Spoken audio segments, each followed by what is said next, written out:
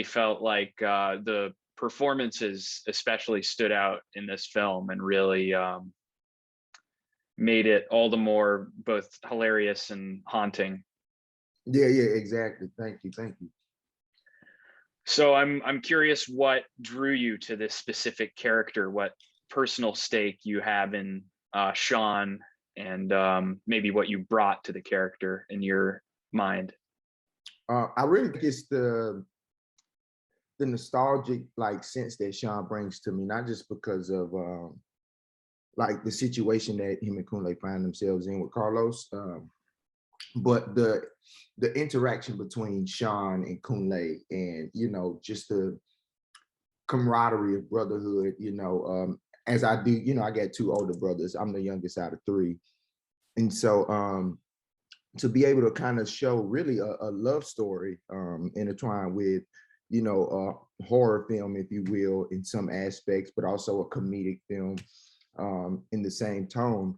I think it was the honesty of the relationship between Kunle and Sean, which we really don't see depicted in films, really. Just the love that one young Black man can have for another, or just men in general. Just the thing of, hey, bro, I love you, bro. You know what I'm saying? Hey, how you doing? Such.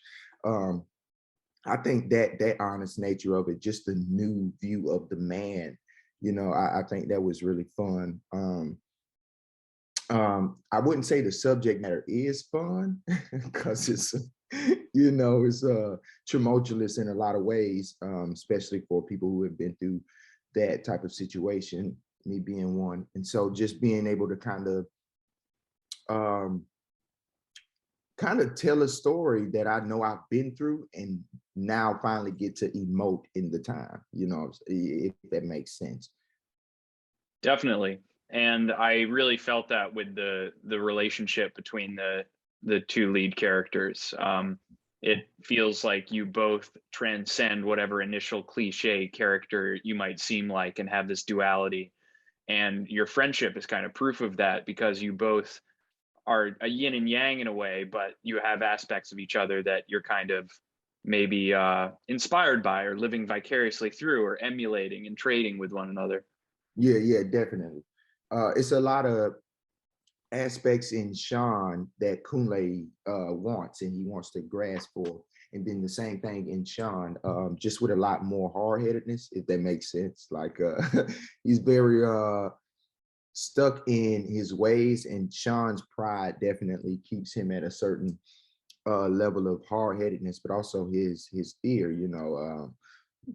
Sean definitely comes across as fearless, but he has so much fear in his heart, mostly about, just being alone in a lot of senses in his thinking process, because he knows Kunle doesn't come from the same background or even upraising, so just the thing of him being alone in his feelings to how these situations could turn out was definitely like, whoa. So where on the Kunle to Sean spectrum do you identify the most? Is it like parts of both of them, or more than the other? I think I identify with both characters in a lot of ways, because I was definitely I was a mixture of Sean and Kunle in high school myself, and then as I walk through my days now, still the same amount of balance, more Kunle than Sean. I've chilled a lot, but I find myself relating to both. Kunle, the sense of how he kind of has the optimism of every person, like everybody deserves the chance to prove themselves to be great, and also the optimism of just situationship. That I definitely am not a cynic of a person. I'm definitely a realist, but I always have the optimism that it can turn out good. It's gonna work out great. It could be all the bad stack against it. I'm gonna still have, the thing of 1 in a million chance this will work out. And then with Sean, it's the security and the kind of guarded nature that he has to find his way out of, because you can be guarded as a, I guess you could say, safety mechanism. It's definitely great for survival tactics. But when you want to grow, which is what this whole film is, is kind of tasting around. Definitely got to grow out of that. Yeah, those are two of the main strong characteristics that I, kind of identify with in both characters. Speaking of growth, I like what you said in the Q&A after the film about a hypothetical universe after the movie where Sean maybe has a serious relationship and is more studious and like, carrying around a book. Yeah. So I'm curious what maybe has changed for you, the actor, after the film, what maybe you got out of the experience. Really, after I got to watch Donald a lot, and Donald is not just a great person in general, but his fatherhood, him and his son Elliot are like, whoa, and to kind of see how much patience Donald has, and then like understanding the listening ear, even just, I know I'm not a father, but a lot of those key points are needed just in the growth of a young male. So um, that that was definitely a lot that I took away from just kind of getting to see um, a young Black man that's on the same path as me in the next level of what I am to kind of look forward to. Donald is older than me, so it's like, dang, I got to look forward to this in the next few years. This much patience and listening, I ain't even got a bit of that right now. Like I'm saying, and then also just every castmate on this film brought a different type of like love to it, if that makes sense. Like Sabrina's love is different than Sebastian's love, which is different than Madison's, which is different than Diego's, which is, and it's really cool to kind of see everybody come together, not just to make a great film, but to make a great family. Like we have a group chat, what I'm saying, that we all in, we check in and stuff like that. Madison's my favorite character on Ozark right now, and I wish they would give us more of her, to be honest. I freaked out when I first seen her. I was like, yeah, there she is. But yeah, just that, and also just the learning experience of kind of bouncing on your feet. I love working with Carey because Carey allows for you to bring to the table what you kind of cooked up at home. And so just getting to play different ways of scenes and different nuances of what we're trying to bring and this and that. Like, it's so many great things that Carey allows for actors to not just find, but also he'll walk you kind of to it and then allow for you to make it what it is in your way. Which I think I'm really excited about Carey's further future in just directing, because I feel like he's going to be one of the greats, man. Like, early speaking, I'll tag it. You can count this day. He's definitely a Hall of Fame director. That's really cool, man. Can you give a more specific example of something Carey did on set that you really liked, or maybe in pre-production, whatever? Yeah, so Carey does. So when it comes to music, right? Carey can speak through music. If you said, Carey, you can't use your voice or nothing like that for a year, you only have to communicate through song. He'll be able to do it in his sleep. And when it comes to character building, I didn't recognize how important a playlist could be to set the tone for a character, right? And so when it came to Sean and Kunle, he gave us the assignment to just build a playlist, either listen to it or send it to it, share, just the music that we're listening to. And this was working with Carey. The first time was on Romeo and Juliet. And that was his last film. And when we worked on that, he gave us kind of like the same assignment, just, hey, find a playlist that this character would listen to just get you into the mental state. And I use that even on The Harder They Fall, just to get the mental state of the character.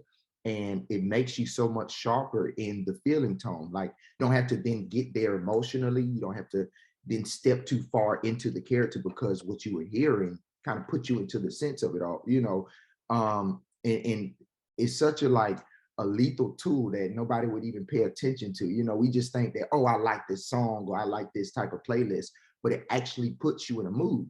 All of our music puts us in a certain type of mood. We have songs that we listen to when we want to be loved, or we listen to stuff in the gym that gets us kind of amped. We listen to stuff that kind of calm us down and to see how that could be used in my craft was brought to me by Carey. Like, that was crazy. And everybody should definitely thank Carey for the furtherment, because yeah, it's definitely going to be a tool that I use for the rest of my career, and definitely one that I'm excited about seeing how it evolves, how I can kind of sink in and really engage into these characters and bring them to life. Amazing. So what were some of the highlights on Sean's playlist?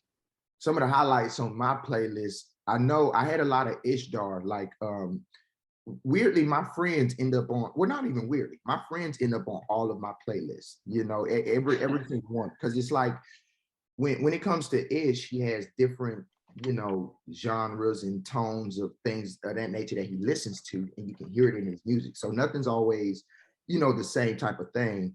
I listen to a lot of Naraya Francois, or Francis, let me say it the right way.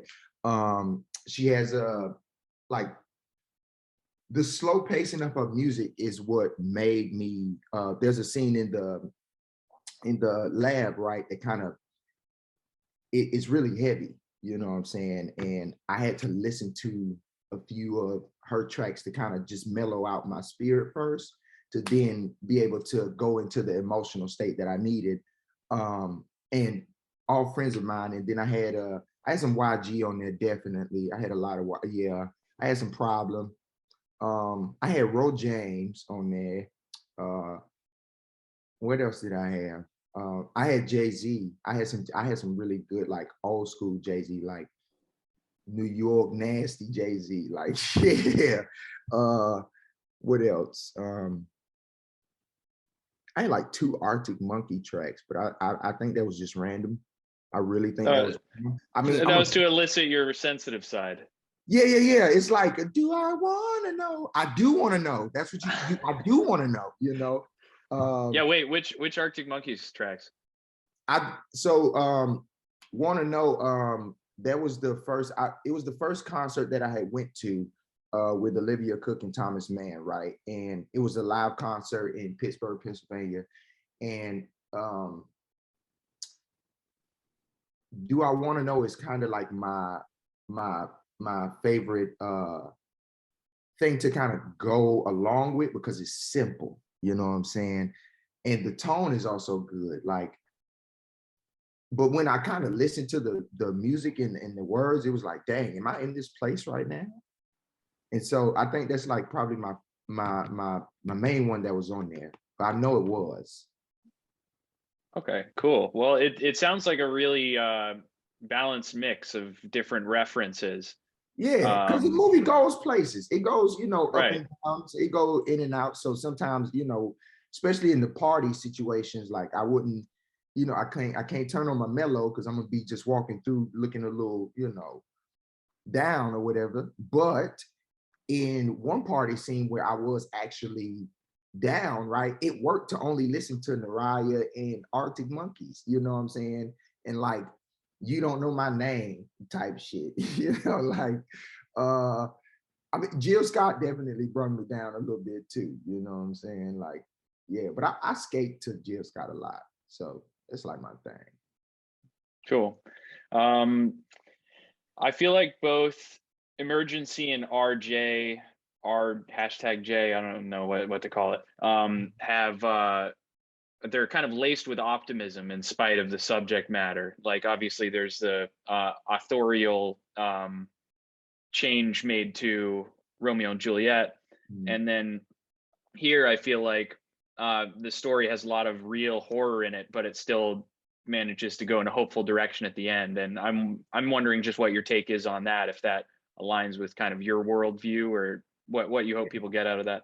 I think it does. The what makes me what makes me say that Carey is going to be one of the greats in directing is because he's not one way in perspective. You know, he likes to present every type of perspective in a balanced way. And I feel like Emergency was great because it showed perspective from not just the sister side and just the boy side, but also the friends that were just byproducts of being a part of the night. You know, our hashtag J was the same thing when it came to Benvolio, Mercutio.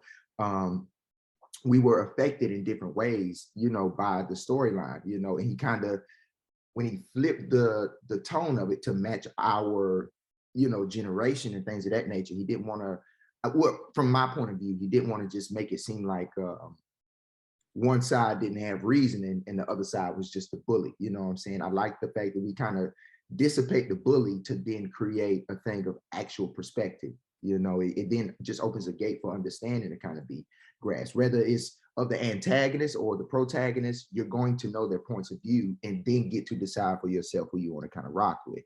You know, it's like giving the cards to whoever the viewer is, you know, like you pick the choice who was right or wrong, but it's like you're not invalidated in your decision making, you know, like we still support you. You want to, yeah. And so I think that just that balance, it kind of keeps it fun too, because it makes you question like, dang, but I kind of understand this part of it. Does that make me a bad person? It kind of do, but I like it, you know, or dang, I really thought that this was the way of thinking, but this shows a different perspective. So now I have to readjust, you know, it just starts the conversation. It starts question, you know, and I think that's a very healthy balance when it comes to entertainment because everybody sees it. So it should be a thing of start the conversation, you know, it's not too, how can I say, his flow isn't ignorant in information. You know, it's not just like, okay, this is what we know and this is how we're going to rock with it. It's like, no, let me present everything so then I can tell y'all the full truth, not just a truth. You know, I like that part. Yeah, 100%. Mhm. And this feels especially relevant to everything happening in the news right now. Schools banning books and the right wing trying to remove critical race theory from schools. Mhm. And obviously, anybody's history is everyone's history. Yeah. And it's stupid to shy away from that because then we will just perpetuate the mistakes we've already made. So I'm curious, without getting too real, world issue, like how you think the film plays into that conversation and what maybe you hope audiences get from it. I just hope that audiences just start to ask themselves questions and also ask questions to the people that's around them in the group. I don't think this film was meant to point a finger at a person or people. It was meant to point a finger at perspective. You know, it was meant to shine light on the other side of perspective because we have to start to recognize that some people actually cannot fathom these things happening because of how or the area that they came from. So these aren't even things that could come up into their place. So it's like, word, all right, well, let's show you how that is a thing, you know. And the way that you do that is not just involving people that may be of color. You know, you see the perspective change and then you see the thing of, oh, okay, I apologize, but we aren't, you know, how can I say, we understand how it looks. I love the fact that Carey didn't make it seem like we were ignorant of how things could look, right? But he also didn't make us cower away from our actual, you know, initiative. Like Kunle definitely was only trying to save, we were only trying to save her, right? But we still understood. So it's just like in the regular conversation of even things that happen in this world today, rather than saying that, oh, that's not possible, or, oh, that's not a thing, to actually give it a chance, you know, because then people can grow. Then you can probably understand the person next to you rather than saying, oh, well, these people are just making a complaint. No, they're making a complaint because they're constantly, you know, gat upon, if that makes sense. You know, it's like when you're a target somewhere and then other people don't know that you're a target, it's like you have to kind of put on those shoes a little bit, you know, like, and even if you can, I feel like this film definitely allowed for those shoes to be kind of slid into a little bit just from perspective. You know, you see the perspective of only trying to do good. You don't just see the situation. You know, most of the time we see stories nowadays on the news or in the whatever, and we'll only see the outcome, but we won't know the story. And I feel like that's why more people are filming, catching footage, pictures, whatever, audio, just getting the full story to then start the conversation. You know what I'm saying? Like that is the importance of any furtherment in step in progress. You know, it's like start the conversation to then get clarity, you know, because then you can stop certain things from happening. You know, it's like, okay, if this is a problem and we know that it's a problem, rather than making an excuse for it, let's actually change it because we know that it's a problem. I'm pretty sure, you know, we walked around with a cough every day, we would go to the doctor and say, hey, Papa, I might need a little lung filler or something to fix this cough. So it's like, as you know, just society in general right now, we have a really bad fucking cough, excuse my French. And so this movie kind of, as others are, I feel like us as a generation, this new generation may seem a lot, in a lot of ways, boisterous in our feelings, or, very, very, every day is volatile. You never know which way it can go, right? But it's because the conversations have been started, and now these conversations are causing for actions to be made. It's change is happening, but just like when you're remodeling a house, you got to tear walls down. It's going to be stuff on the floor, rubble here, tools there. I don't know where this lunchbox came from, but it's empty. It's like, it's going to look a mess. And that's where we are right now. We're in the mess stage because we're rebuilding. It's a lot of stuff that we had to break down.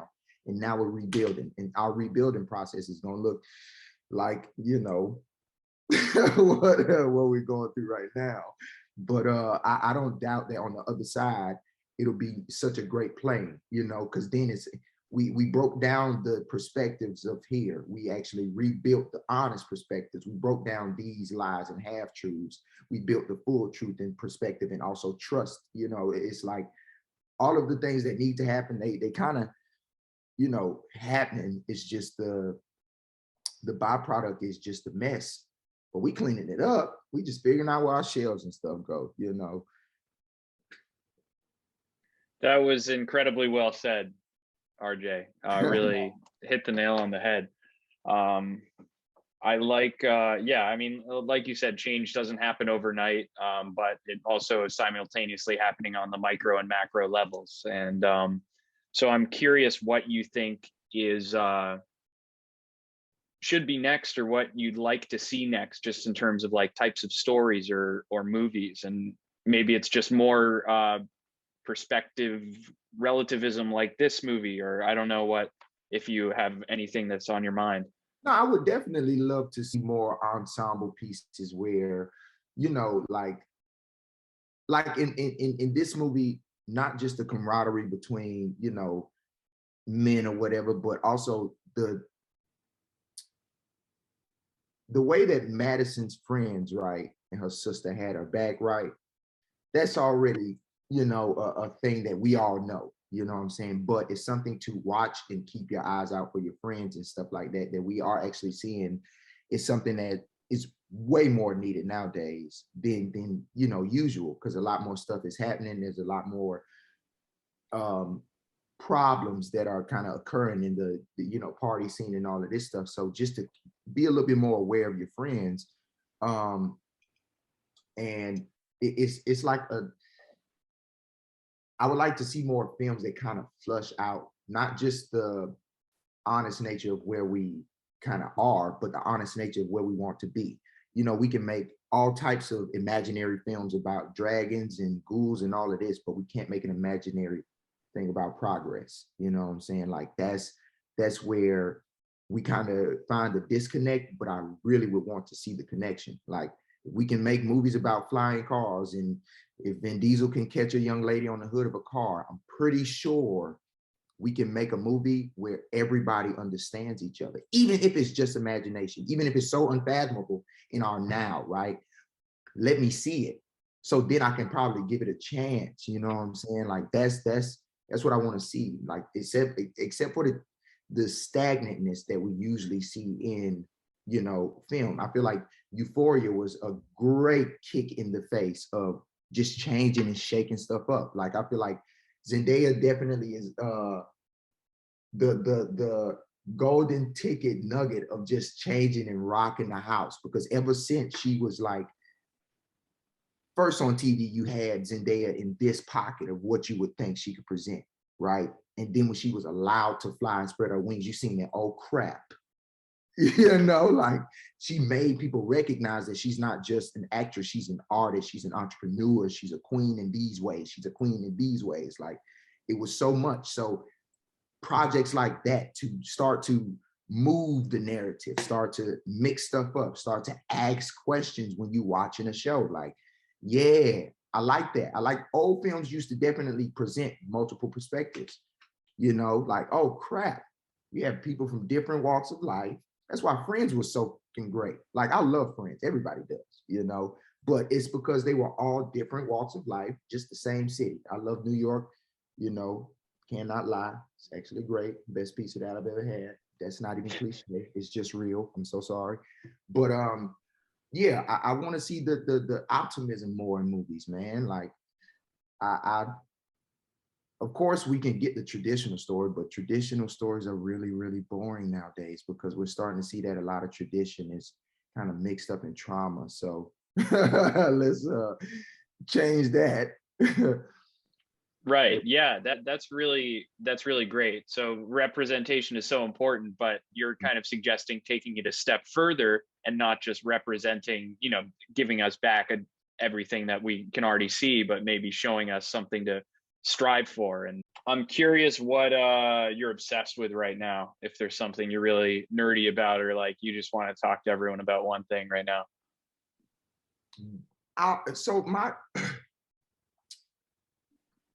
So my gaming channel, right? I just started my Twitch channel, really, right? And it's called the Zesty Zoo, right? My Twitch name is Lemon Pepper 904, right? And the group is called the Zesty Zoo. Now, it was named the Zesty Zoo on the first day that I started streaming. All right.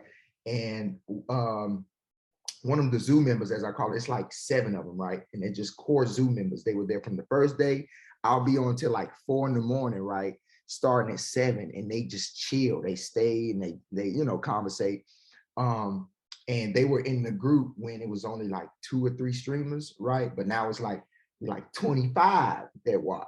So I know it's like a small milestone, but it's like big to us, right? And it's starting to be a lot fun because it's more community, it's just a different way. And plus, I'm a gamer. Like, even when I'm reading lines and stuff, I play my video game. It just makes it second nature to me. And so me, Call of Duty, and Grand Theft Auto are like in this whole like love triangle, to where one, has most of my attention, but the other still comes up on the weekends. And it's been a lot of fun like that. And then being able to DJ and stuff kind of a little bit more because of Twitch, just having more people to know that, or he has music or this and that, he does such. So it's been really cool. You got to tap in because it's actually pretty fun. And I got a steering wheel. I actually got a steering wheel, like the whole little setup with the 3 gears. I play Need for Speed too. And it's pretty cool. Now I can't drive like manual in real life, but I'm learning through the game, which is what ridiculous. I drive a dual type of functional car, so it's like I can either choose automatic or manual. And I feel like, yeah, we done took a few risky trips in the parking lot trying to figure out what the gear shifting is, but it's working now. I'm really fluid. I'm really fluid. Wow, incredible. Yeah, I never thought of video games as a way to learn to drive, but if the technology had been there a little sooner, there might have been hope for me. It's the simulator, kind of. That's what I call it. Hey, this is Eric from IONCINEMA.com. If you want to support us, subscribe below. For more reviews, interviews, film festival coverage from Sundance, Cannes, Toronto, you want to check out these guys on this side.